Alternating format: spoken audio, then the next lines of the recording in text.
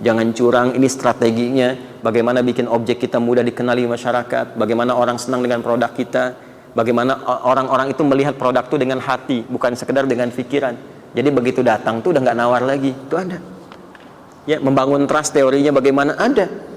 Tapi setelah kitabul iman, kitabul ilmi, baru kemudian masuk kepada jembatan-jembatan yang kuat, kitabus sholat, sholatnya isi. Kan nanti ada sholat-sholat tertentu yang mensupport kepada lapangnya rezeki, seperti sholat duha. Tapi bukan berharap dengan sholat itu ditarik ke dunia, bukan. Otomatis tuh kalau sholatnya benar, Allah lapangkan rezekinya.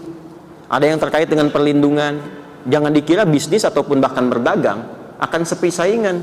Kadang-kadang teorinya, ini di Quran isyaratnya sampai di hadis, akan ada persaingan-persaingan yang kadang-kadang kasar sifatnya. Ada yang ingin menjatuhkan, menyingkirkan, bahkan ingin menzalimi, itu akan ditemukan. Ya, orang Yahudi itu kan dendamnya kepada Nabi saat di Madinah, salah satunya karena faktor bisnis.